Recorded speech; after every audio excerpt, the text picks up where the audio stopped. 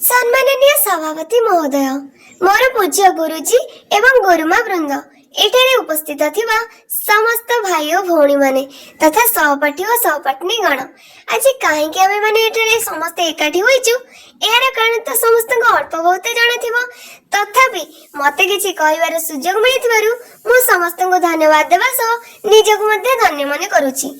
आज हेउछि 2026 मसिया अगस्त मास 15 तारिख 79तम स्वाधीनता दिवस। स्वाधीनता दिवस विषय कहवा पूर्व मु प्रथमे स्वाधीनतार अर्थ कहवाक चाहूँगी। स्व प्लस अधीनता इज इक्वल टू स्वाधीनता। निजर अधीन रहिबाकू स्वाधीनता कहती, किंतु जेउटी साधारण जीवटी मध्ये सुरक्षित नहीं सेठी मनीष केमिति निरापद रही परिबो। दीर्घ 200 वर्षर विदेशींकर शासन काल मध्ये आम पूर्वपुरुष माने केते जे कसन भोगिचंदी से सब तो आमे इतिहास रु पढिचे। खाली पढ़ीदेले हेबनी, से सब को हृदयगम करि पारले ही प्रकृत स्वाधीनतार अर्थ बुझी परिबा। स्वाधीनता आनिबा पई आम देशरे जन्मित केते जे वीर पुरुष माने आत्मबलिदान देइछंती ताहा कहिबा आम पक्षे असंभव। तथापि मध्य से माने हार मान नथिले। 12 वर्षर बाजीराउत मध्य हसी हसी जीवन दे देथिला, काहे कि ना समस्ते करिथिले पण भारत को पूर्व भली स्वाधीन करिवार शेषरे सफल मध्ये होइतिले। विदेशी मानक षडयंत्रर अस्त्र भारतर एकतार डोरी को काटिबारे असमर्थ होई 1947 मसिया अगस्त मास 14 तारिख अर्धरात्रि रे सब दिन पई आम देश भारत को छाड़ी चली जाइथिला। आ सेई दिन भारत पालिथिला स्वाधीनतार महोत्सव।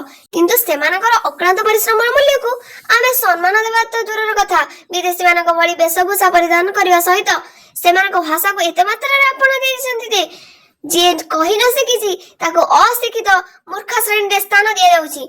आम देशर बड़ बड़ नेता माने नारी को सम्मान देबा कथा हेउ किबा सुरक्षा देबा कथा हेउ सब ऊपर अन्यर हस्तलेखा चिठी को पढ़ी बड़ बड़ भाषण देइछन्ती, किंतु सेही नारी को सुरक्षा देबा ऊपर कथा आसले पछ मजा दी आज राय।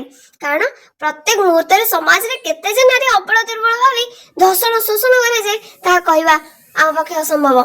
आउ जदि से नारी न्याय पाइबा पई साहस करी आईन रो आश्रय ने ताको न्याय त मिलेनी, हेले ए समाज ताको बड़ बड़ पुरस्कार स्वरूप धर्षिता निर्यातिता भली केते केते नामरे नामित करथाय एवं समय पड़ले समाज रो मध्ये बाछंद करथाय। काहे कि ना रक्षक जेबे भक्षक साजे कहिबा काहाको सुनिबा किए।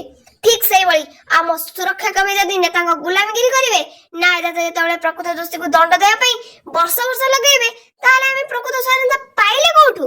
एठी शिशु भ्रूण हत्या करा जाय ता परे भी आमे स्वाधीन। एठी नोट बदल रे वोट किना जाय ता परे भी आमे स्वाधीन। एठी गरीब को बेखातिर करा जाय ता परे भी आमे स्वाधीन। एठी सरकारी चाकरी रो नीलाम हुए ता परे भी आमे स्वाधीन। एठी रोजगारी पर जन्मदाता वृद्धाश्रम रे रुहंती ता परे भी आमे स्वाधीन। एठी रक्षक माने भक्षक साजंती ता परे भी आमे स्वाधीन। एठी दिन अधरे चोरी रो भय ता परे भी आमे स्वाधीन। एठी छोट छोट शिशु अनाहार रे मरंती ता परे भी आमे स्वाधीन। एठी थिला बालो को अधिक सहायता करा जाय ता परे भी आमे स्वाधीन। एठी पशुवधाता चाषी करे आत्महत्या ता परे भी आमे स्वाधीन। एठी देशर भविष्यत छात्र करे आत्महत्या ता परे भी आमे स्वाधीन। हेले प्रकृत स्वाधीनता आमे पाइबा को दिन जो दिन कहिबा मु रहउची स्वाधीन भारत रे एमित तो बहुत किछि अछि कहया पे मु एतिकी कहि मो वक्तव्य शेष करूछि। जय हिंद, वंदे उत्कल जननी। जदि वीडियो रे आपण माने किछि त्रुटि अनुभव करथिबे ताले दया करी क्षमा कर देबे एवं जदि वीडियोटी आपण मानको किछि मात्रा रे उपयोगी होई थाए ताले जल्दी जल्दी जानतु वीडियो रे लाइक कमेंट एंड शेयर कर देबे और चैनल को सब्सक्राइब कर देबे और साइड रे थिबा बेल आइकन को ऑल कर देबे जा फल रे नेक्स्ट वीडियो आपण पाखरे आगे पहुंचबो। Thanks for watching.